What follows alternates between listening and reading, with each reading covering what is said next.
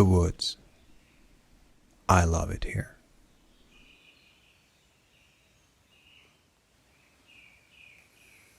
I just need this every now and then.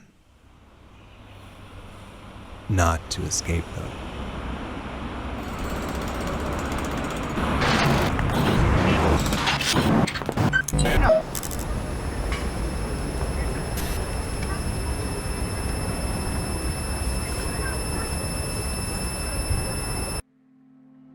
No, not to escape, but to recharge my batteries, to ground me, to keep me in balance. It's been raining today. Fresh air, wet leaves. It's calm,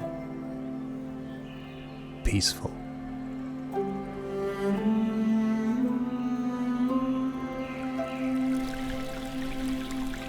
Nothing more to say.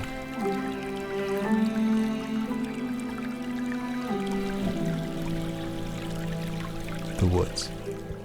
I love it here.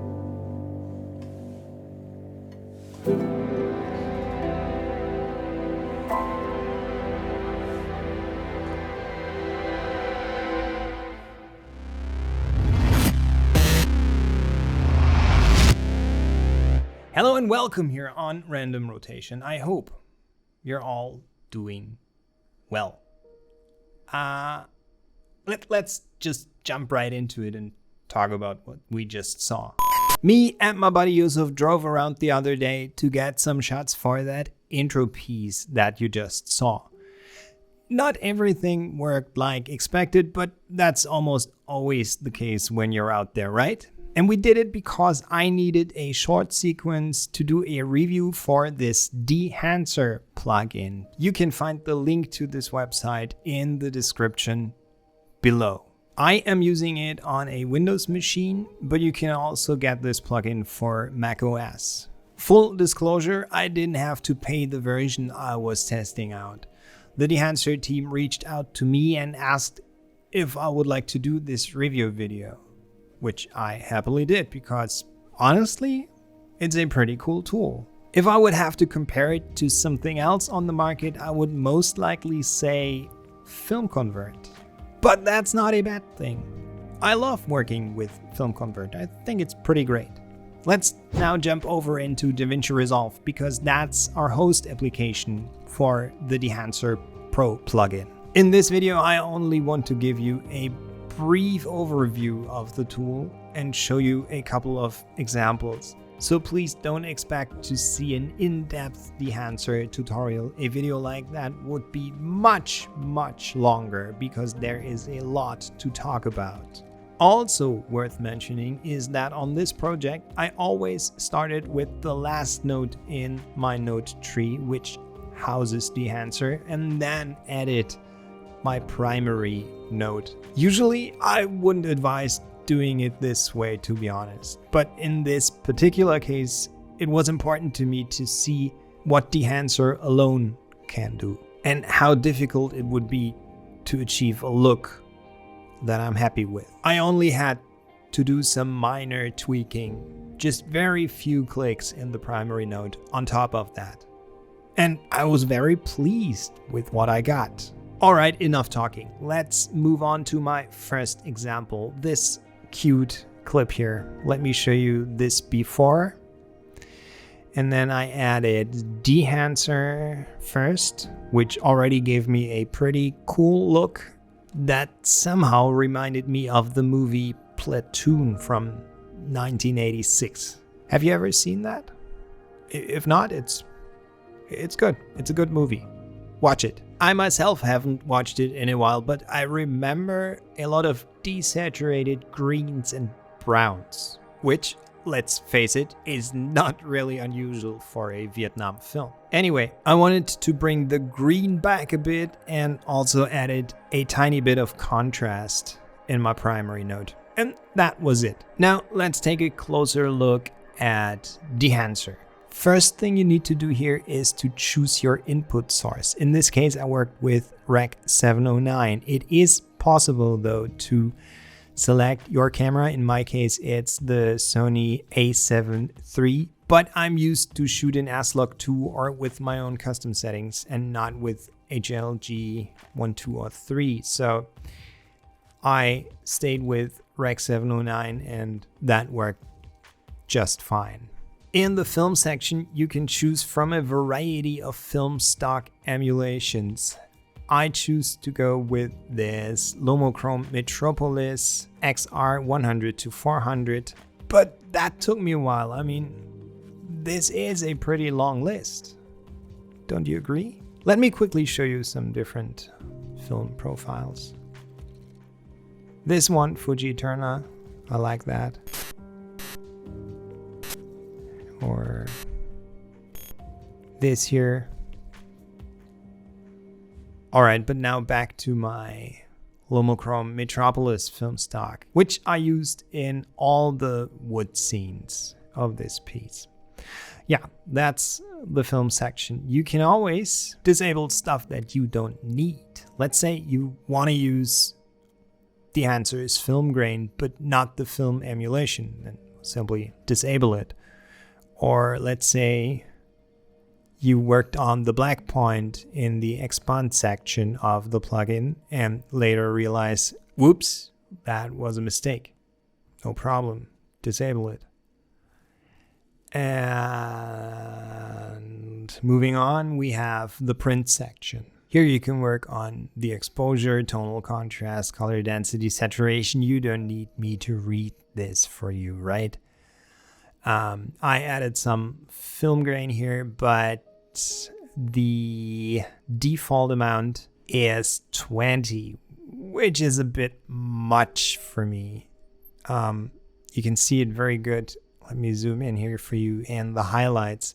I dialed it down to 11, which looked very good, if you ask me. But that's all that I changed here. All the rest is default values. I did not use halation, but I used bloom. You can see it pretty good right here in the water drops on this leaf. I just have to hope that the YouTube compression is not killing it completely. Otherwise, I look like an idiot. There's a lot you can tweak here, from the highlights to the details to the saturation. But most importantly, I would say you can dial in the impact amount that you want your bloom to have.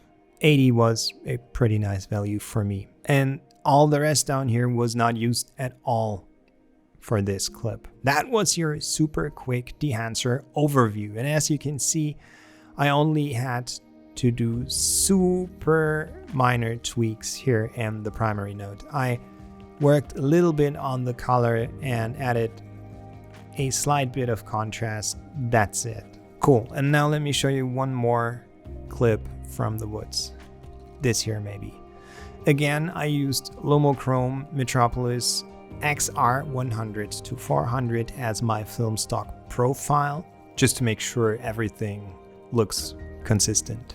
I changed that only for the clips that we shot in the city. For this particular shot here, I also changed the black and the white point just ever so slightly.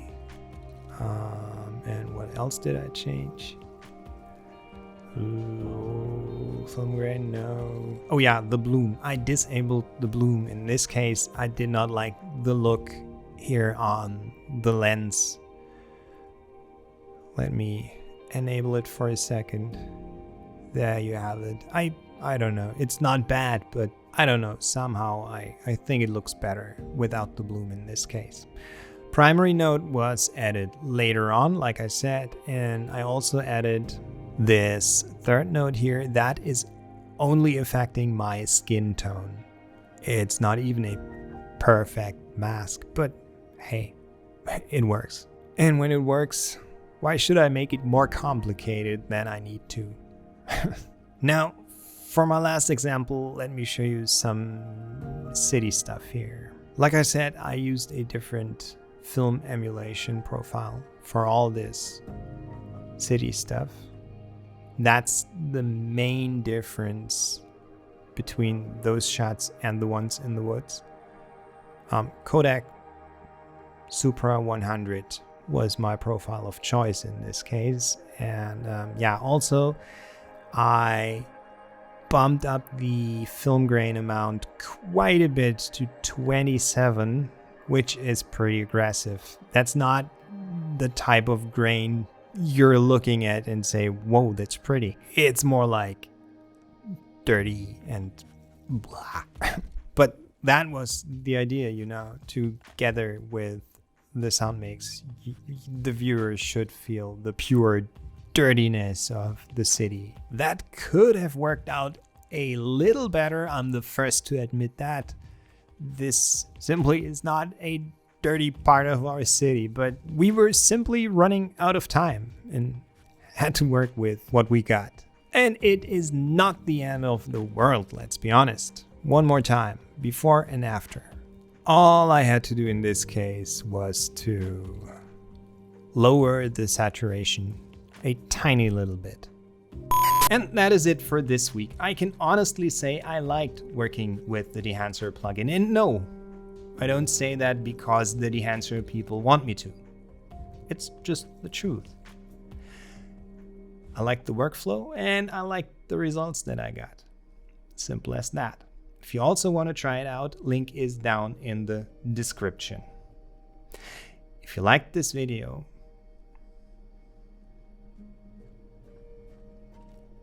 thanks a lot. I'll see you in my next one. Until then, stay safe and motivated. Bye for now.